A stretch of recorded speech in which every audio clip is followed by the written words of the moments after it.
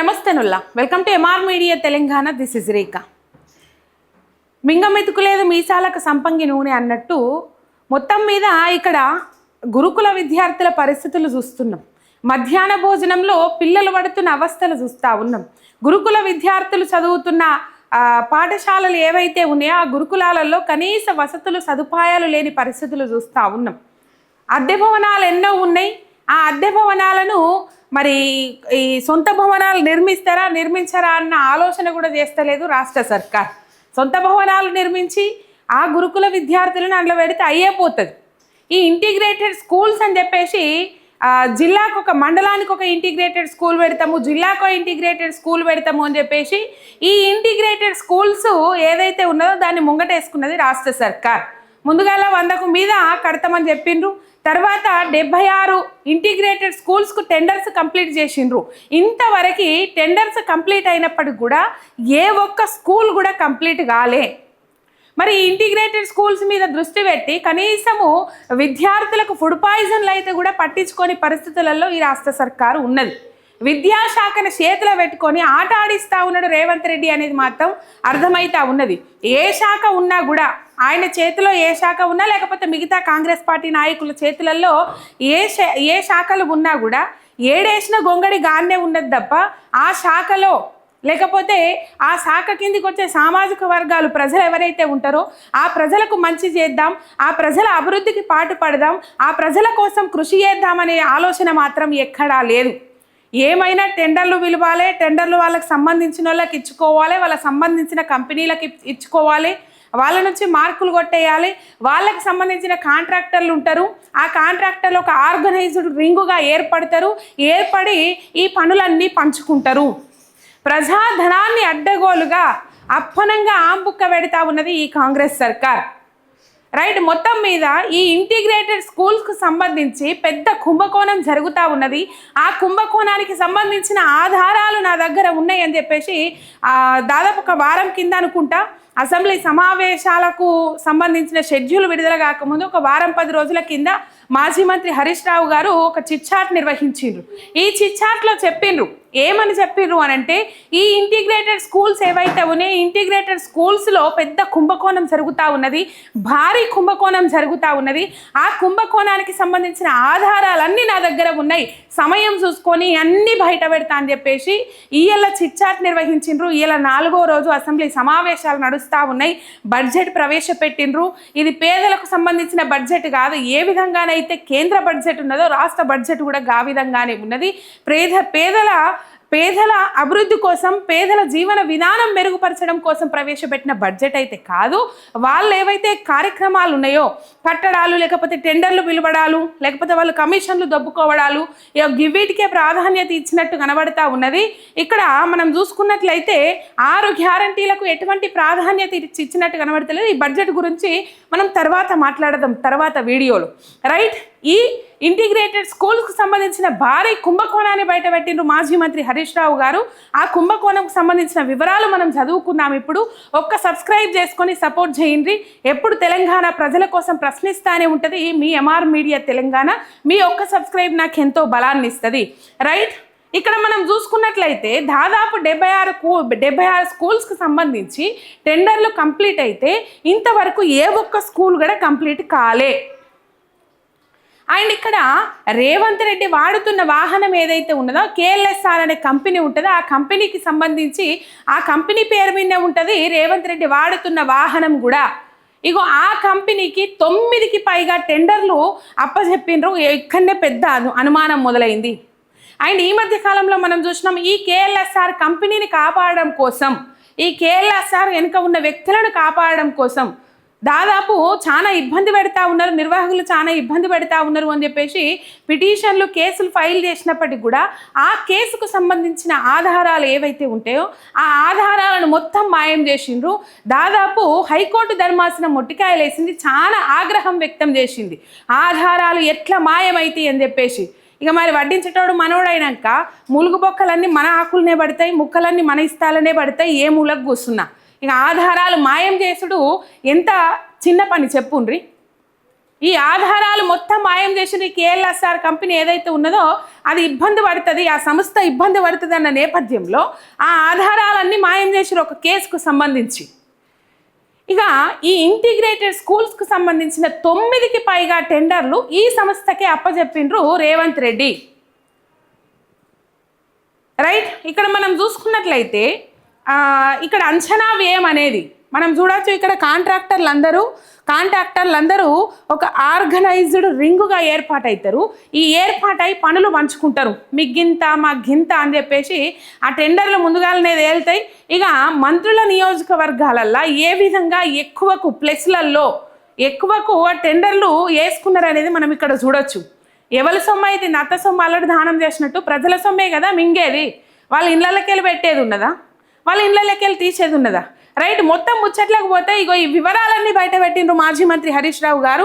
Right, ఇక్కడ 2 అంశాలు, ఇక్కడ పెద్ద స్కామ్ జరుగుతుంది అని చెప్పడానికి 2 అంశాలు మనకు దోహదపడతాయి. ఒకటి, తనకు సంబంధించిన అనుబంధ సంస్థ ఏదైతే ఉన్నదో, అనుచరులున్న సంస్థ ఏదైతే ఉన్నదో ఆ సంస్థకు 9కి మీద టెండర్లు కట్టబెట్టిండ్రు. అండ్ ఇంకొకటి, బీఆర్ఎస్ సిట్టింగ్ ఎమ్మెల్యేలు 26 మంది ఉంటే దాదాపు పార్టీ ఫిరాయించిన ఎమ్మెల్యేలు 10 మంది ఉన్నారు. ఈ 10 మంది ఎమ్మెల్యేలు మీ పార్టీ మారలేదు, బీఆర్ఎస్ పార్టీలోనే ఉన్నామని చెప్పేసి స్పీకర్ ఒక జడ్జిమెంట్ ఇచ్చి పడేసిండు, అయిపోయింది. మరి ఇలా అసెంబ్లీలో ఎటువైపు కూర్చున్నారు వాళ్ళు అని అంటే మళ్ళీ కాంగ్రెస్ వైపే కూర్చున్నారు, ఎందుకంటే వాళ్ళకి వాష్రూమ్స్ దగ్గర ఉంటాయి కాబట్టి. గదే చెప్తారు. రైట్, బీఆర్ఎస్ సిట్టింగ్ ఎమ్మెల్యేలు 26 మంది ఉన్న జాగల ఒక్క ఇంటిగ్రేటెడ్ 26 మంది ఉంటే ఒక్క ఇంటిగ్రేటెడ్ స్కూల్ కూడా అక్కడ పెట్టలే. అక్కడ టెండర్స్ విలువలే, ఇంటిగ్రేటెడ్ స్కూల్ ఇలా పెడతాము అని చెప్పేసి చెప్పలే. అండ్ ఇదొకటి, ఎందుకంటే బీఆర్ఎస్ ఎమ్మెల్యేలు ఉన్న జాగాలలో ఈ టెండర్లు పిలిచి లేకపోతే ఈ కాంట్రాక్టర్లకు అప్పచెప్తే ఈ కుంభకోణం అంతా బయట పడుతుందని అనుకున్నారు. ఈ 26 మంది బీఆర్ఎస్ సిట్టింగ్ ఎమ్మెల్యేలు ఎవరైతే ఉన్నారో వాళ్ళను మినహాయించి మిగతా వాళ్ళందరికీ విచ్చుకున్నారు. కొంతమంది బీజేపీ ఎమ్మెల్యేలు ఉన్న జాగాలలో కూడా ఇంటిగ్రేటెడ్ స్కూల్స్ ఇచ్చిండ్రు. ఇది అబ్జర్వ్ చేయాల్సిన అంశము. అండ్ ఇంకొకటి అంశం ఏదైతే ఉన్నదో, ఈ పార్టీ ఫిరాయించిన 10 మంది ఎమ్మెల్యేలు ఎవరైతే ఉన్నారో పార్టీ ఫిరాయించిన 10 మంది ఎమ్మెల్యేల జాగాలల్లో కూడా ఇంటిగ్రేటెడ్ స్కూల్స్ ఇచ్చి పడేసిండు. దొంగలు కూడా ఊళ్ళు పంచుకున్నట్టు లేదు కథ. మొత్తం మీద ఇక్కడ 26 మంది బీఆర్ఎస్ ఎమ్మెల్యేలు ఉన్న జాగాలల్లో, సిట్టింగ్ ఎమ్మెల్యేలు ఉన్న జాగాలల్లో ఇవ్వకపోవడానికి కారణమైంది. ఇది పలు అనుమానాలకు తావిస్తుంది. అండ్ KSLR ఏదైతే ఉన్నదో, KLSR ఏదైతే ఉన్నదో ఆ సంస్థకు సంబంధించి 99 టెండర్లు ఇచ్చిర్రు. ఆ అంశంలో కూడా ఇక్కడ మనకు అర్థమవుతా ఉన్నది ఇక్కడ భారీ కుంభకోణం జరిగింది అని చెప్పేసి. రైట్, దాని ఆధారంగా దాన్ని బేస్ చేసుకొని తీగలాగితే డొంక గదిలినట్టు మొత్తం ముచ్చటంతా బయటపడ్డది. ఇగో దానికి సంబంధించి ఇక్కడ మనం చూడొచ్చు. ఈ 76 స్కూల్స్ అంచనా వ్యయం వచ్చేసి 10,199.54 కోట్లు. కానీ దీన్ని కాంట్రాక్టర్లు ఎంత చేసిరు తెలుసా? 10,693.55 కోట్లు. అంటే 494 కోట్ల రూపాయలు అదనంగా ప్రజల సొమ్మును అప్పనంగా ఆ ముక్క పెడతా ఉన్నారు. ఈ అంచనా వ్యయం ఎంత ఉన్నదో అంతే ఉండాలి. కానీ కాంట్రాక్టర్స్ ఒక సిండికేట్గా ఏర్పడి లేకపోతే ఒక కాంట్రాక్టర్స్ ఆర్గనైజ్డ్ రింగుగా ఏర్పడి ఈ పనిని పంచుకుంటా ఉన్నారు కాబట్టి అంచనా వ్యయానికి మించి 494 కోట్ల రూపాయలు అదనంగా మొత్తం మీద ఆ ముక్క పెడతా ఉన్నారు. అండ్ ఇంట్లో ఈ ఇంటిగ్రేటెడ్ స్కూల్స్ సంబంధించి 250 కోట్లు, ముందుగా 125 నుంచి 150 కోట్లు అని అన్నారు కదా, ఏకదం 250 కోట్ల అంచనా వ్యయం పెరిగింది. దీంట్లో దాదాపు 150 కోట్ల రూపాయలు సివిల్ పనులకే పోతున్నాయి. అంటే చూసుకోండి ఎంతగానో బుక్క పెట్టాలని అనుకుంటున్నారో మనకి ఇక్కడ క్లియర్ కట్గా అర్థమవుతా ఉన్నది. రైట్, ఇక మంత్రుల నియోజకవర్గాలలో రేవంత్ రెడ్డి అండ్ బట్టి విక్రమార్క ఏవి అంటే అధిక ఎక్సెస్ ధరకు టెండర్లను పిలుచుకుంటా ఉన్నారు. సింగరేణిలో ఏ విధంగానైతే ఎప్పుడు మైనస్లలో ఉండే టెండర్లు, సింగరేణిలో రేవంత్ రెడ్డికి సంబంధించిన అల్లుడు ఎవరైతే ఉన్నారో, రేవంత్ రెడ్డికి సంబంధించిన బంధువులు కానీ రేవంత్ రెడ్డి అల్లుడు కానీ సింగరేణిలో టెండర్లు ఏ విధంగానైతే ముందుగల్లా ఓపెన్ విజిట్ సర్టిఫికెట్లు పెట్టుకొని అది చేసిర్రో, ఎక్కువగా ప్లస్ టెండర్లకు పిలుచుకుంటారో, అత్యధికంగా వాళ్ళ లాభం కోసం ప్రజాధనాన్ని లూటీ చేసిండ్రో, అట్లనే ఇక్కడ కూడా మంత్రుల నియోజకవర్గాలలో అత్యధికంగా ఈ మైనస్లలో ఉంటాయి. కానీ అందరూ ఒకటై తలా ఇంత పంచుకొని 5% ఎక్కువగా 5% లోపు మొత్తము అంటే 4 నుంచి 5% మధ్యలో ఈ టెండర్లు అంటే అధిక ఎక్సెస్ ధరలకు ఈ టెండర్లను అప్పగించుకునే ప్రయత్నాలు అయితే చేస్తూ ఉన్నారు. అయిపోయింది ఇక్కడ చూడొచ్చు మనం. రేవంత్ రెడ్డి అండ్ బట్టి విక్రమార్క నియోజకవర్గాలలో 4.95%, ఉత్తమ్ కుమార్ రెడ్డి నియోజకవర్గంలో 4.95%, పొన్నం ప్రభాకర్ నియోజకవర్గంలో 4.95%, జూపల్లి కృష్ణారావు నియోజకవర్గంలో 4.77%, కొండా సురేఖ నియోజకవర్గంలో 4.99%, కోమటిరెడ్డి వెంకటరెడ్డి నియోజకవర్గంకి వచ్చేసరికి 4.87%. అంటే మొత్తము 4.50 నుంచి 5 మధ్యలో అంటే ప్లస్ టెండర్లు ఎక్కువ. ఇది ప్రజాధనాన్ని అప్పనంగా లూటీ చేసే కుట్ర. ఇది అతిపెద్ద భారీ స్కామ్. ఇది తుమ్మల నియోజకవర్గంకి వచ్చేసరికి 4.95%, సీతక్క నియోజకవర్గం 4.95%, దామోదర రాజనరసింహ 4.99%, గడ్డం ఇటు పోతే గడ్డం ప్రసాద్ కుమార్ 4.89%, దుద్దిల శ్రీధర్ బాబు 4.89%. ఇట్లా మంత్రుల నియోజకవర్గాలల్లో ఎక్కువగా ఎక్సెస్ ధరలకు టెండర్లు అప్పగించుకున్నారు. ఇగో ఇది కథ.